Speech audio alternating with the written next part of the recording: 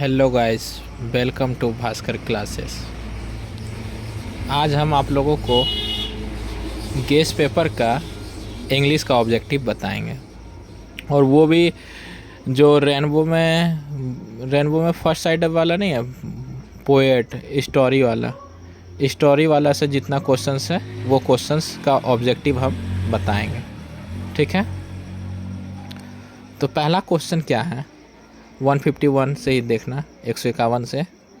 जैसे देखो, मेरा प्रोनाउंसिएशन बहुत सारा रॉन्ग रहता है, पर मेरा वर्ड मीनिंग रॉन्ग नहीं होता है। प्रोनाउंसिएशन जो तुमको आता है वैसा ही प्रोनाउंसिएट कर लेना, और उसके मीनिंग के हिसाब से तुमको याद करना है। ठीक है, तो 151 का क्वेश्चन क्या है, Lomov is the man of dash temperament. मतलब लोमनो किस टाइप का आदमी था। तो हमने लास्ट टाइम में चैप्टर में एक कहानी बताया था, वो लव मैरिज वाला कहानी। तो लोमो और नतोलिया में जो लड़ाई हुआ था, उसमें क्या हुआ था, लड़ाई होता था, और वो उससे प्यार करती थी। लोमनो नतोलिया से प्यार करता था, लेकिन वो प्रपोज नहीं कर पाता था। तो अगर जो व्यक्ति अब किसी का बात दूसरे को नहीं बता पाता है, उस व्यक्ति को हम बोलते हैं नर्वस होना। क्या करना, नर्वस होना। तो Lomov is a man of happy man तो नहीं था, खुशहाल वाला नहीं था, नेगेटिव माइंड का भी लोग नहीं था, वो सैड भी नहीं था, वो नर्वस था, वो अपने प्यार को प्रपोज नहीं कर पाता था। इसलिए इसका 151 का आंसर क्या होगा, डी। ठीक है, दूसरा क्वेश्चन पूछ रहा है, Bertrand Russell was philosopher and dash. मतलब इसका दूसरा क्वेश्चन बोल रहा है कि ये जो रसेल थे, बर्ट्रैंड रसेल, वो फिलोसफर के अलावा और क्या था। फिलोसफर मतलब दार्शनिक, कोई भी रीजन के साथ आंसर बताना, उसको फिलोसफर कहते।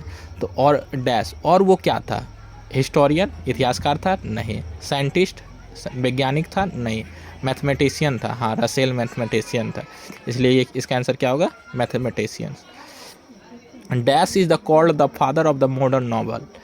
मॉडर्न नॉवेल का पिता किसे कहा जाता है, मॉडर्न नॉवेल का जनक किसे कहा जाता है, तो ये रिचर्डसन्स को कहा जाता है, ये याद रख लेना। अब dash the ruler of the ancient Egypt, मतलब प्राचीन मिस्र का, एंसेंट मतलब होता है प्राचीन, इजिप्ट मतलब मिस्र। प्राचीन मिस्र के शासक को हम क्या कहते थे, अमेरिकन तो नहीं कहते थे, अफ्रीकन तो नहीं कहते थे, ईरानियन तो नहीं कहते थे, हम फारोस कहते थे। Pharaohs is the ruler of the ancient Egypt. Pearl S Buck is a dash writer. ये पल्स एक्स बक नाम से ही लगता है ये इंडियन तो होगा नहीं, अफ्रीकन तो नहीं होगा, काला लोग तो यह होगा नहीं, या तो ईरानियन होगा या तो अफ्रीकन होगा, अमेरिकन होगा। तो Pearl S Buck is a American writer. Zakir Hussain, Indian. Zakir Hussain enter to office, मतलब वो कौन सी, अपने ऑफिस में जब घुसा था तो उसके मानवता के साथ क्या था, ह्यूमैनिटी मतलब मानवता, और उसके बाद वो क्या था, वो न्यू था, लॉन्ग पीरियड का था, प्रेफुल था या स्पेशल था। स्पेशल मतलब स्पेशल कैंडिडेट था, ऐसा कुछ नहीं है। लॉन्ग मतलब बहुत दिन से लग रहा था, नहीं, ये न्यू था या प्रेफुल था। तो वो जब इंटर किया था तो भारत में शांति था, तो प्रेफुल था वो। दूसरा, European civilization will mean for dash India. India के लिए यूरोपियन सिविलाइजेशन क्या किया, वांट को बढ़ावा दिया, लिविंग को बढ़ावा दिया, या रियल दिया, या रैन मतलब होता बर्बाद कर देना, डिस्ट्रॉय कर दिया। यूरोपियन सिविलाइजेशन जब जब इंडिया में घुसेगा या जब जब इंडिया के साथ मर्ज होगा, तो इंडियन सिविलाइजेशन धीरे धीरे डिस्ट्रॉय होते जाएगा। इसलिए इसका आंसर क्या होगा, डी। 158 का क्या, Nanu Kaka wrote a cheque for a dash rupees. मतलब नानू काका ने कितने का चेक बनाया था। अब पिंच ऑप्शन आपका ये कहानी है, तो ये कितने का बनाया था, ये 1000 का बनाया था, या 100 का, या 500 का, या 1000 का।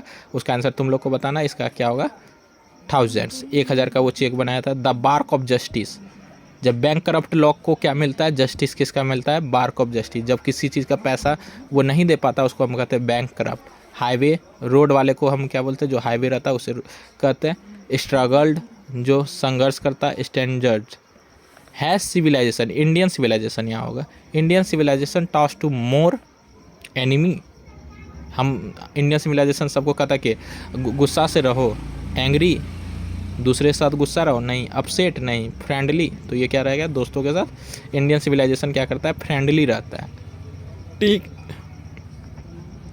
और एंटम चेखव जो लिखा था marriage proposal, began his career by writing words, वो क्या था, ड्रामा था, पोएट्री था, या कॉमिक स्ट्रक्चर्स था, या नॉवेल।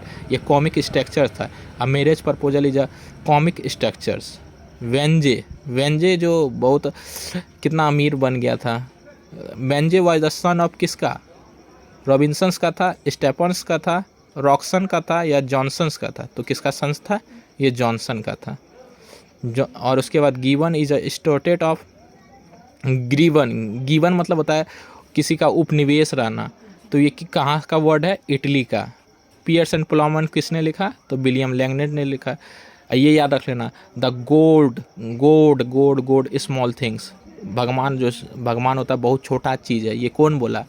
ये किताब लिखा बहुत अच्छा है, ये इंडियन राइटर है जो क्रिटिसाइज करते रहता है नरेंद्र मोदी का, अदुरंती राय, ये लिखा है इसका। और अगस्थन वर्ड कहाँ से आया? द नेम इसका 166 का हिंदी मीनिंग हुआ the men of Augustan was given in the early century. ये कौन से सेंचुरी में ये अगस्तन वर्ड आया? तो 18 सेंचुरी में ये वर्ड आया। और ये जो ओल्ड इंग्लिश कब ख़त्म हुआ? ये बोल रहा है ओल्ड इंग्लिश कब ख़त्म हुआ? 1066 के बाद से ओल्ड इंग्लिश नहीं आने लगा, मिडिल इंग्लिश आया, फिर मॉडर्न इंग्लिश आया। और एक ये पंक्ति दिया हुआ है, there is a house not far away where once I received love is from poem. मतलब ये कौन सा पोएम से आया? जहाँ हाउस वाला सीन आ गया, जहाँ हाउस वाला सीन आ गया। तो एक कहानी है कमला दास का कहानी, जब दादी उसका मर जाती है तो वो जाते हैं अपना पुराना घर, तो इसको याद करने वाले, इसलिए द हाउस जहाँ से भी कभी भी पंक्ति आए तो वो पंक्ति कहाँ से आया है? द ग्रैंड मदर हाउस से। ठीक है। द सोल्जर, सोल्जर मतलब सैनिक होता है। ये किस प्रकार का पोएम है? लव वाला तो नहीं हो सकता, हैप्पी वाला नहीं हो सकता, नेचर वाला नहीं हो सकता, ये बार वाला। बार मतलब युद्ध। कमला दास नाम से ही लग रहा है ये इंडियन है। कौन सी पोएट्रेस? पोएट्रेस मतलब कवित्री। कौन सा कवित्री? American, Indian, African, Nigerian. तो नाइजेरियन में खाली काला लोग रहता है, अफ्रीकन में भी काला लोग, अमेरिका में गोरा लोग, इंडिया नाम से इंडिया। और फायर हाइमैन ये तो जानते हो कौन कंपोज किया? सब जानते हो, K N Daruwalla. Thank you for watching video.